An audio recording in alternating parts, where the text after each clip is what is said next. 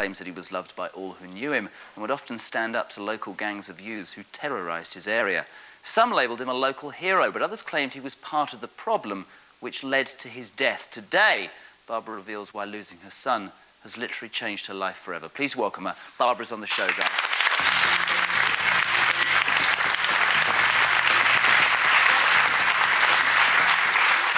Thank you very much indeed. And before we start, I'd just like you guys and the people at home to take a look at how the British press reported the death of your son. Barbara Dunn never wanted to be in the news, but then she never wanted to bury her own son. Now she tends his grave along with a grandson who never got to know his father. Robert Dunn was just 31 years old when a teenager turned on him in a Middlesbrough street with a samurai sword, killing him in a matter of moments. The weapon was shown off by police before the cameras at the end of the court case that followed. Samurai swords and other bladed weapons like this one are routinely sold in stores as ornaments. But Robert Dunn's killer, Benjamin Kelly, made his one a murder weapon and was jailed for life. Barbara believes it's just too easy for people to settle an argument the way he did. First up, Barbara, thank you very much indeed for coming on the show. You're welcome.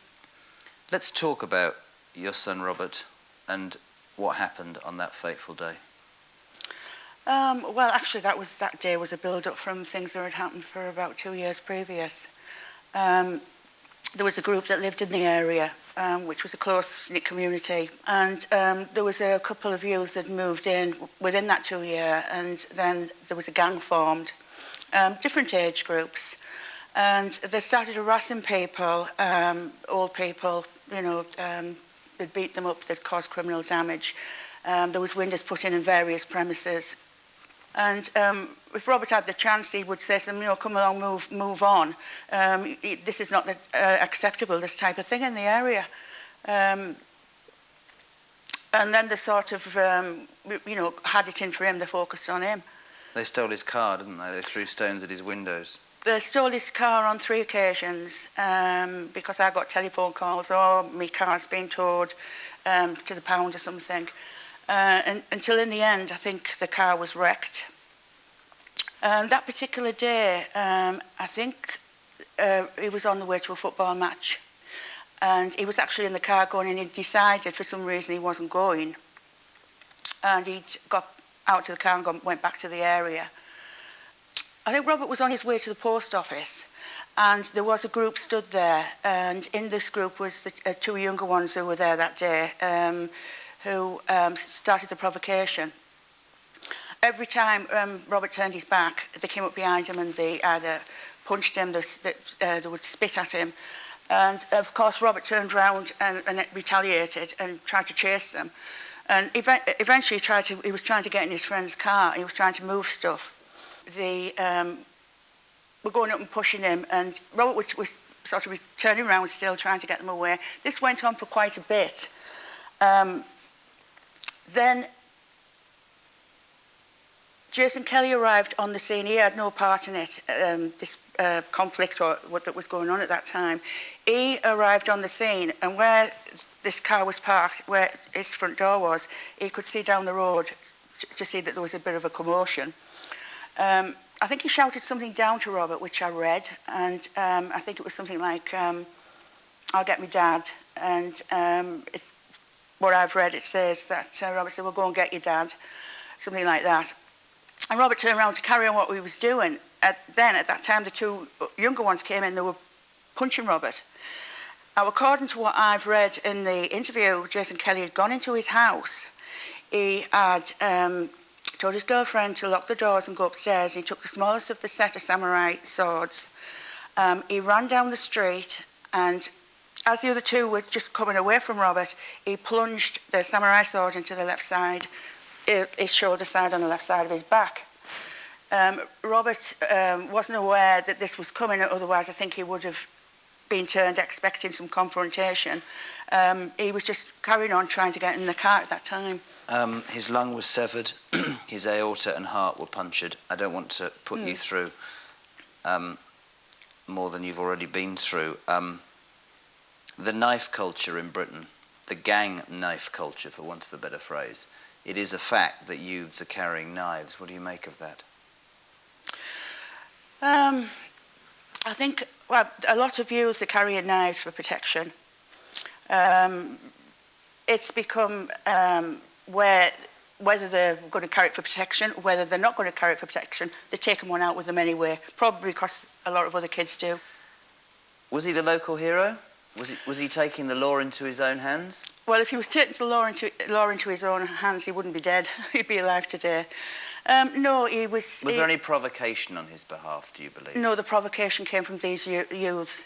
Because if he did take the law into his own hands, and I'm not going to sit here in any judgment at all, sweetheart, my heart goes out to you. It's a dangerous game to play, isn't it? And it was interesting that I know there were different statements and different things, oh, yeah, but I'm more interested in a mum who's lost a son, and you're bringing his child up, is that right? I am, yeah. I mean, the statements I've seen, every single thing that's been said, and they all contradict each other. How has it been? God, I hate this. How's it been for you? I said in the introduction that your life will never be the same again.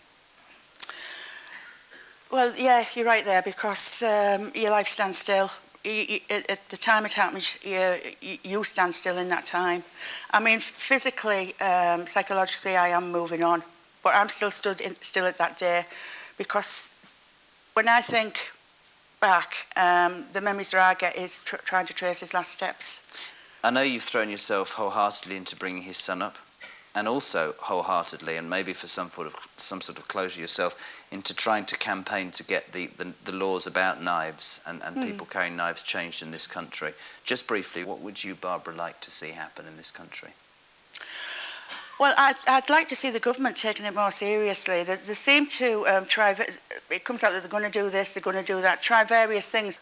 What they should do is bring in stronger sentencing. They should put the age up for buying one.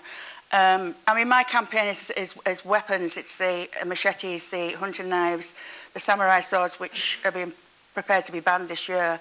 But young boys who are going out and carrying these things, I think, which I've just been talking about, what I have put forward to people, they need more awareness in schools to the dangers of these knives. What can happen if they're carrying one, that it can be taken off them, turned on them.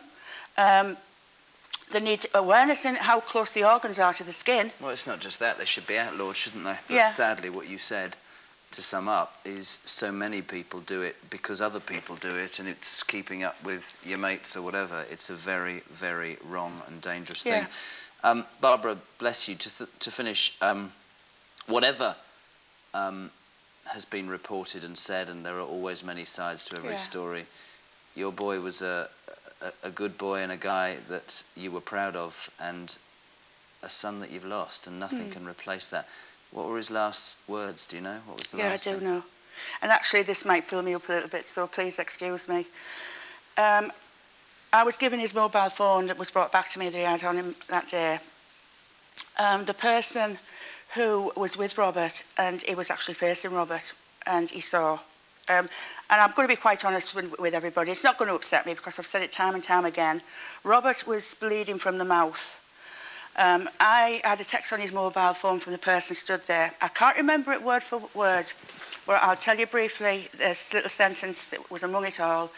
He said in this text, it happened so fast in real life, but to me, for a man I had great admiration for, it was a slow, sad end. He managed, coping with the blood, to say these words, and this is it, so excuse me, love mum, love son. And those were his last words. Ladies and gentlemen, Barbara, thank you so much. You're welcome. Well done.